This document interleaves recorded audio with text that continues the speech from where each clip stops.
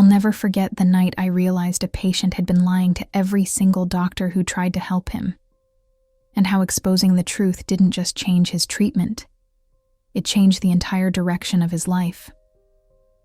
If you stay with me until the end, you'll understand why this case still keeps me alert on every shift, and why trusting your instincts as a nurse can be the difference between disaster and a second chance. Because the truth is, I only figured out what he was hiding when it was almost too late. The whole thing started on a Tuesday evening, one of those shifts where the ER looks deceptively calm on the surface, but you feel that storm underneath everything. I had just finished settling another patient when the paramedics rolled in a man in his late 40s. He looked exhausted, sweating through his shirt, breathing shallow but steady. His hands trembled a little, and his eyes darted around the room like he was expecting something bad to happen at any second. The medics gave us a quick report. He had complained of dizziness, weakness, and episodes that he refused to describe clearly. They'd picked him up from a gas station where he'd been slumped over the steering wheel of his car. According to them, he refused transport at first, but eventually agreed after nearly collapsing while trying to stand. I approached him, trying to establish some rapport. "Sir, I'm here to help. What exactly were you feeling before they brought you in?" He gave me this small, tight smile. "Nothing serious. Just got lightheaded. I'm fine now." Fine. They always say they're fine. But his vitals said otherwise. His blood pressure was all over the place. His heart rate spiked, then settled, then spiked again. His oxygen levels wavered without any clear cause, and the entire time I spoke to him, he kept this strange distance, as if he wanted to appear cooperative without actually cooperating. The first doctor came in, introduced himself, and asked the same questions. And just like he did with me, the patient answered in vague, harmless phrases that told us absolutely nothing. He insisted he hadn't eaten anything unusual, hadn't taken any medication, hadn't been exposed to anything, hadn't done anything out of the ordinary. His day, according to him, had been the most boring, uneventful day in history. But his body didn't agree. We drew labs, started fluids, hooked him up to continuous monitoring. His numbers remained erratic. At one point, he shivered like he was freezing, even though he wasn't cold. But no fever, no signs of infection, no obvious explanation. The second doctor tried later, digging deeper, asking more direct questions. Again, the patient insisted nothing was wrong and that he simply needed to rest. He even joked that he probably just needed a nap. By the time the third doctor passed by his bed, I already felt that tightening in my gut, that instinct nurses get when the story doesn't match the symptoms. Something was off, and he was hiding it. Not in a malicious way. Not like someone trying to cause trouble. More like someone terrified of revealing the one detail that could actually help us save him. I kept checking on him regularly, and every single time, I noticed something new that didn't match what he was telling us. The tremors, the sweating, the shifting heart rate. His eyes drifting to his bag every time I walked by. He didn't want us to look in that bag. That was my first real clue. Around midnight, things took a sharp turn. His heart rate shot up so fast the monitor alarmed before I even reached the room. He gripped the rails of the bed, his breathing shallow, his entire body tensing as if he was bracing for impact. I called for help, and another nurse came running. "Sir, I need you to tell me what's going on," I pressed, keeping my voice calm even though the numbers climbing on the monitor told me we were headed in the wrong direction. "What did you take? What did you eat? What are you not telling us?" His jaw clenched. I didn't take anything. I leaned in closer. "I can't help you unless you help me." He looked away. Doctors arrived. More labs were drawn. His condition fluctuated like a roller coaster. Up, down, stable for a minute, then spiraling again. But still, no answers. At one point, the attending doctor commented quietly to me, "He's hiding something. I know he is." I knew it too, but no one could get through to him.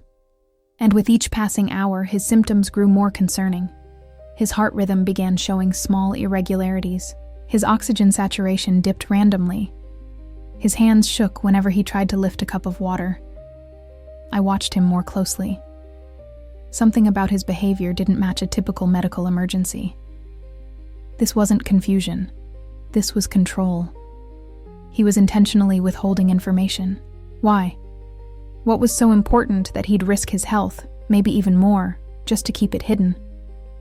At one point, I walked into the room and saw him quickly turn his face toward the door, as if he'd been watching it before I opened it. He looked guilty, not like someone who'd done something wrong, but like someone terrified someone else might discover what he knew. That's when I realized this wasn't a simple medical issue. Whatever he was hiding wasn't just about him. It involved someone or something outside the hospital. Someone he feared more than the consequences of staying sick. That turned my curiosity into urgency. Later that night, while he slept lightly, I noticed his breathing change. Not dramatically, but subtly. A tightness around the chest. A sound in the throat that didn't match someone simply at rest. I checked the monitor. His heart rate climbed again. Slowly this time, but consistently. I raised the head of the bed, asked him how he felt, and he brushed it off with the same rehearsed calmness. "I'm okay, just tired." Tired. He always used that word when things got worse. By 2 a.m., we finally got some labs back, and they showed irregularities that pointed to something he had to have ingested, inhaled, or been exposed to. It wasn't random. But without details, we couldn't pinpoint the cause. And he wouldn't open up. I kept replaying everything in my mind. His behavior, his reactions, the tiny hints he tried to hide. And then, finally, one detail clicked so sharply it felt like someone had turned on a spotlight inside my brain. Earlier, when he reached for a cup of water, the sleeve of his shirt had slipped back a little. I remembered seeing the faintest discoloration near his wrist. Not a bruise. Not a rash. Something more like staining. The kind of stain someone gets from working with certain materials. Something chemical. And suddenly, everything locked into place. This wasn't about symptoms. This was about exposure. And he was hiding it because he didn't want anyone to know where it came from. I returned to his room, approached him quietly, and closed the curtain behind me. His eyes opened immediately, like he'd been waiting for something to happen. "I need you to listen to me," I said, my voice low but firm. "Your labs are showing patterns that aren't random. They suggest contact with something external, something you're not telling us. And if you keep hiding it, we can't treat you properly." His eyes flickered, a crack in his carefully controlled expression. I continued. "I'm not here to judge you. I'm not here to call anyone. I just want to keep you safe. But I need the truth. All of it." He swallowed hard. For a moment, I thought he might finally speak, but then he tightened his jaw and whispered, "I can't." I sat down beside him. "You can, and you need to, because your body is telling us a story your mouth won't." His breathing grew fast again. I softened my tone. "Please, tell me what happened." He looked at the wall for a long time, long enough that I started wondering if he'd shut down completely. But then he whispered something that sent a chill through me. "If I tell you, you'll think I'm a terrible person." My brain went through every scenario, from personal mistakes to accidental exposures to involvement in something dangerous outside the hospital. "You're here now," I said, "and you're still fighting to stay here. That says more about you than whatever happened before." He closed his eyes, and a tear formed at the corner, something I hadn't expected from a man who'd been stone-faced the entire night. And then he said 5 words that changed the entire direction of the case. It wasn't supposed to happen. Before I could ask more, the monitor alarmed again, his heart rate spiking sharply. He gasped, gripping his chest, and everything exploded into motion around us. Doctors rushed in. Medications were pushed. Fluids adjusted. Another round of tests ordered. The instability had escalated to a level where we knew time was running out, but those 5 words told me everything I needed to know. He hadn't just been hiding information. He'd been carrying guilt. Real, crushing guilt. And guilt meant the truth wasn't just medical. It was personal. When he stabilized again, I stayed with him longer than I technically needed to, watching his face, watching the way he winced when certain questions came near the truth, watching his hand drift again toward his bag even in sleep. His bag. I didn't touch it. Legally, ethically, I couldn't, but his hyper-awareness of it told me it held either the answer or the reason he couldn't give the answer. Just before my shift technically ended, something happened that pushed me to act.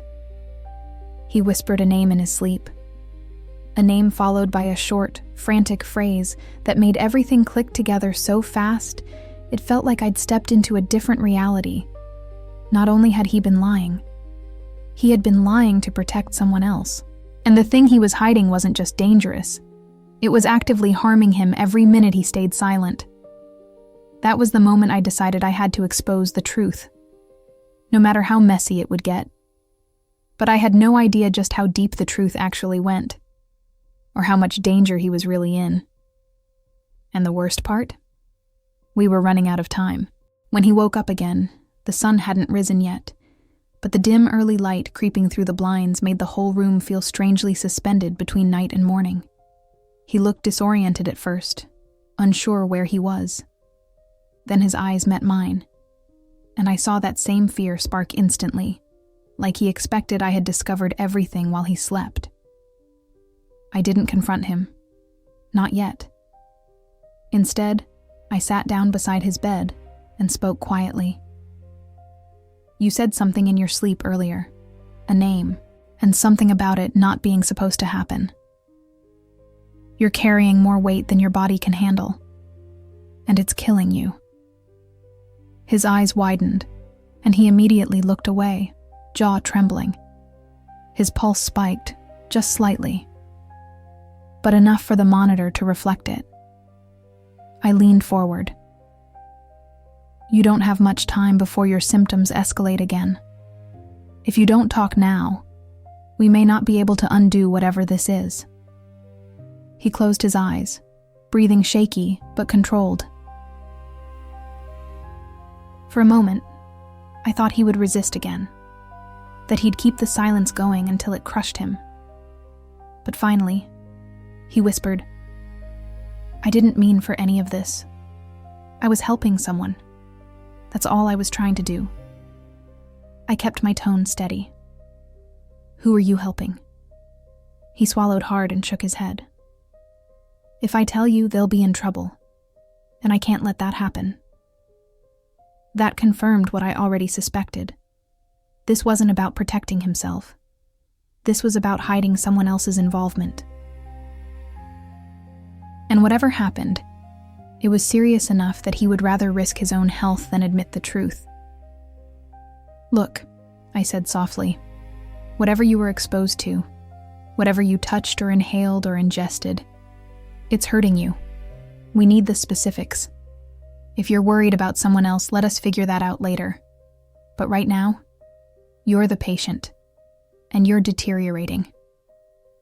His eyes filled again with that heavy guilt, and he whispered, I promised them.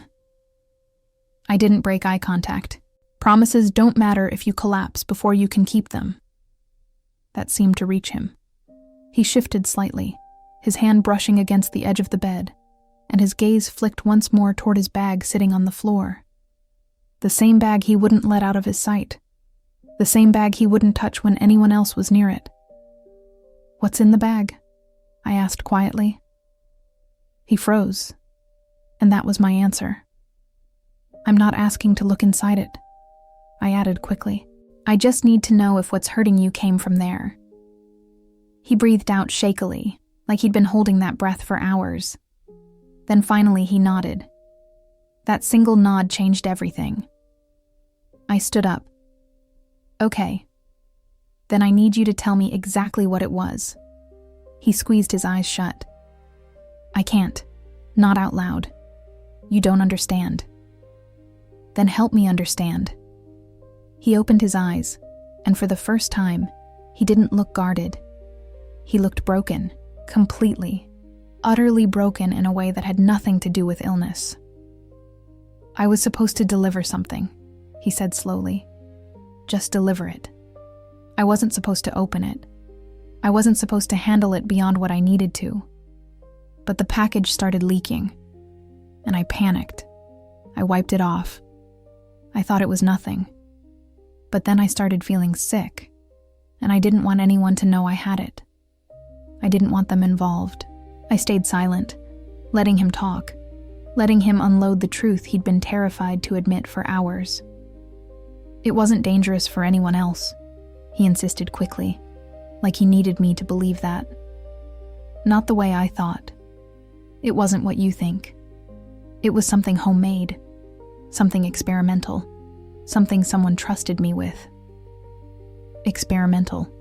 That explained the erratic vitals. That explained the unusual lab results. That explained why nothing matched anything we'd seen before. But it also meant we had no reference point, no guideline, no antidote unless we knew exactly what he touched. What was the material? I pressed. What color? What smell? What texture? Anything will help. He hesitated, and then he whispered 3 short details. Just enough to give us direction, but not enough to incriminate whoever created it. Immediately, I recognized the clinical implications. The compound wouldn't show up easily in standard labs, but it could cause neurological irritation, respiratory fluctuation, cardiovascular instability, all the things he was experiencing. You should have told us this hours ago, I said gently. I was scared, he murmured, and ashamed. I didn't want the doctors to think I was reckless, and I didn't want the person who made it to get in trouble. They didn't mean harm. They're trying to build something that might help people someday. I considered his words carefully. You're protecting someone who might not even know you're in a hospital right now. His eyes dropped. And if you don't tell the doctor exactly what was in that mixture, we can't reverse what it's doing to your body. This time, I saw the conflict on his face. Duty on one side, survival on the other. It was tearing him apart. He whispered, If I tell you everything, you have to promise not to say where it came from. I can't promise that, I said honestly, but I can promise this. My priority right now is keeping you alive. Nothing else matters yet. His breathing grew uneven again. And then, finally, he whispered the complete list of ingredients. It wasn't something catastrophic. It wasn't illegal. It wasn't anything meant to harm.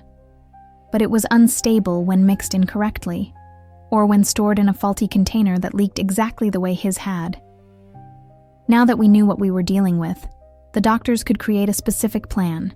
When I relayed the information, the attending doctor's eyes widened with recognition and relief. That explains everything, he said. Good catch. But I didn't feel relieved. Not yet. Because when we returned to the room with a treatment plan, we found him struggling to breathe again. His chest rose in rapid, shallow bursts. His fingers trembled. His heart rate spiked dangerously. We activated emergency protocol again. Medications flowed. Oxygen increased. Monitor alarms echoed through the room. I watched his face twist in fear, not just for himself, but for the person he'd been protecting the whole night. He whispered through the mask, Please, don't blame them.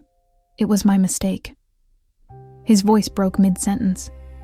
It took a while, but gradually he stabilized again, and I could finally breathe too. His vitals leveled out more consistently. The irregularities on the monitor softened. The tremors eased. Once he was fully awake and coherent, he looked up at me and whispered, Thank you. I nodded. You made it a lot harder than it needed to be. A faint, embarrassed smile tugged at his lips. I know, but you were the only one who didn't give up. That's my job, I replied simply. And it's your job now to be honest with every doctor who comes in here. No more hiding." He exhaled slowly. "I understand."